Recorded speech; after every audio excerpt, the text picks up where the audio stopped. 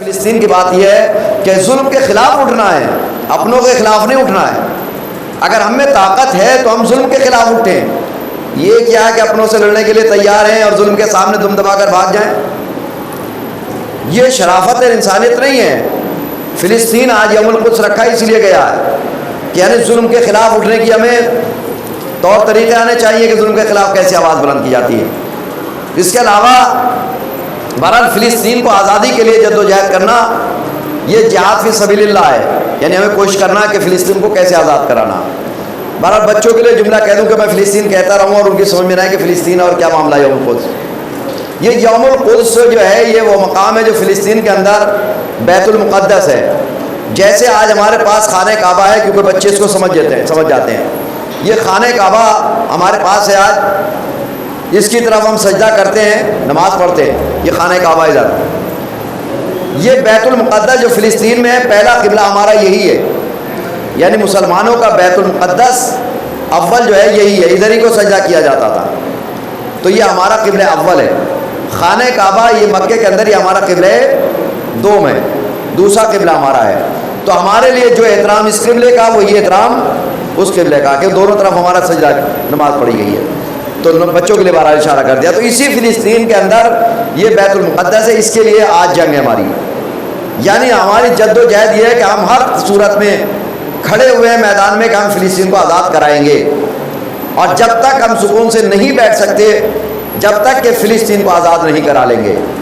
بہرحال بہت سی باتیں فلسطین کے سلسلے میں ہمیں ضرورت ہے کہ آگے بڑھیں، اور مسئلہ یہ ہے کہ یہ فلسطین کے لیے خود آیت اللہ خامنائی نے بھی بہت سے مسائل کیے کہ اسرائیل اور یہ کیا اسرائیل ہے کیا؟ اسرائیل امریکہ یورپی یونین کا پالتو ملک ہے، جس کا مقصد یہ ہے کہ مسلمانوں کو صفحہ ہستی سے مٹا دینا۔ یعنی اسرائیل یہ ان کا پالتو کتا ہے، یہ ان کے اشاروں پر چلنے والا ہے، اور اس کا مقصد صرف یہی ہے کہ مسلمانوں کو دنیا سے ختم کر دیا جائے، اور مسلمان اب بھی خاموش بیٹھا ہوا ہے۔ اسے یہی خبر نہیں ہے کہ آخر اس فلسطین کے پیچھے ہاتھ کیا ہے، اس بیت المقدس کے پیچھے ہاتھ کیا ہے، جس کا مین مرکز اگر قبضے میں آ جائے تو پھر دوسرے علاقوں پہ قبضہ کرنا مشکل نہیں ہوا کرتا۔ انہیں معلوم ہے کہ بیت المقدس ہے، اس پہ قبضہ ہمارا جو ہے وہ مسلمانوں پہ قبضہ ہے، لہذا ہمارے مسلمانوں کی جد و جہد کہاں پر ہے؟ اس کو آزاد کرانے پر ہے، اور یہ بات مسلم ہے کہ جب تک ہم خاموش بیٹھنے والے نہیں ہیں جب تک اس کو آزاد نہ کرا لیں۔ آیت اللہ خمینی نے اس بارے میں کہا کہ مسلمانوں جمعۃ الوداع جو ہے یوم اسلام ہے، یعنی جمعۃ الوداع کیا ہے؟ یوم اسلام، اسلام کا دن ہے، اس کو یوم القدس کے طور پر منایا کرو۔ یوم القدس اسلام کی حیات کا دن ہے، جو یوم القدس میں شریک نہیں وہ اسرائیل کے ساتھی ہیں، جو یوم القدس میں شریک نہیں ہے گویا وہ اسرائیل کے ساتھ ہیں۔ جو یوم القدس کے ساتھ ہیں، جو یوم القدس میں شریک ہیں، وہ حق شناس ہیں، اسلام کے حمایتی ہیں، اور اسلام کے دشمنوں کے مخالف ہیں۔ لہذا یہ یوم القدس جو ہے مسلمانوں کو منانے کا فریضہ ہے کہ سارے مسلمان یوم القدس کو مل کر منائیں، تاکہ دشمن کو یہ اندازہ ہو جائے کہ مسلمان سویا ہوا نہیں ہے، آج بھی اپنے قبلہ اول کے لیے بیدار ہے۔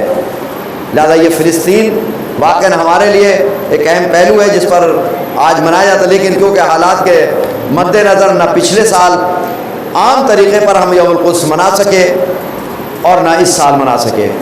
لیکن یہ منانے کا مطلب یہ نہیں ہے کہ اگر ہم اپنے اپنے علاقوں میں جاتے تھے، جیسے دلی کے اندر جنتر منتر یا اور علاقوں میں اپنے اپنے علاقوں میں مین جگہوں پر جاتے تھے، ہم نہیں جا سکے تو ایسا نہیں کہ یوم القدس کو ہم بھول گئے، ہم جائیں گے تب بھی یاد ہے اور نہیں جائیں گے تب بھی یاد ہے۔ بات واضح ہے، یعنی جملے سے آپ سمجھ رہے ہیں کہ اگر ہم یوم القدس کے لیے جنتر منتر یا کہیں بھی احتجاج کریں تب بھی ہم یوم القدس ہمارے ذہنوں میں ہے، اور احتجاج نہ کریں تب بھی ہمارا قلب احتجاج کے لیے ہر وقت آمادہ ہے۔ بس نوجوانوں کو یہی رکھنا چاہیے کہ ہمیں اگر نماز یا دوسری عبادت کرنے کا موقع ملے نہ ملے اجتماع کی صورت میں، ہم جب بھی مسلمان ہیں، جب بھی اہل بیت کے چاہنے والے ہیں، اور ہمیں آزادی سے ہر پروگرام کرنے کی آزادی مل جائے، ہم تب بھی محب اہل بیت ہیں، تبھی سچا کہلائے گا۔ لیکن اگر یہ کہ ہر صورت میں ہم اپنی نہیں، یہ فلسطین کے مسئلے سے آپ کو سمجھانا چاہ رہا ہوں کہ آپ خود ایسے بیدار ہوئیے کہ ہمیں فقط یہ نہیں کہ اپنے مزاج کو دیکھنا ہے، ہمیں محب اہل بیت بن کے رہنا تو رہنا ہے۔ اگر فرض کریے کہ اگر کہیں ماتم نہ کرنے دیا جائے، وہ نہ کریں، تو کیا شیعہ نہیں رہیں گے؟ کیا محب اہل بیت نہیں رہیں گے؟ آپ اپنے بزرگوں سے نہیں، اگر آپ 50-60 سال پہلے پہنچے گا تو ان سے اگر کوئی ہو 100 سال کا اس وقت، کہ ان کے دور میں 70-80 سال پہلے بہت سے حالات کیا تھے، یعنی بڑی خاموشی سے عزاداری کو کیا جاتا تھا، بڑی خاموشی سے۔ تو کیا اگر وہ عزاداری نہیں کر رہے تھے تو کہ شیعہ نہیں تھے، محب اہل بیت نہیں تھے؟ اگر حالات کے تقاضے کہ امام علیہ السلام نے جو روایت سے ثابت ہوتا ہے، آپ کی جان کی حفاظت زیادہ واجب جانی ہے، ضروری جانی ہے۔ یعنی اپنے یہ نہیں کہ انہوں نے کہا کہ آپ مر جاؤ چاہے، لیکن یہ کام ضرور ہونا چاہیے، نہیں، ائمہ کے کہیں ایسا نہیں ہے۔ ائمہ کو آپ کی جان کی حفاظت کی زیادہ ضرورت ہے۔ اگر آپ زندہ ہیں، آپ محفوظ ہیں تو ہمیشہ کامیاب ہیں، اور اگر ہم کامیاب نہیں ہیں، ہم محفوظ نہیں، تو کیا کریں گے؟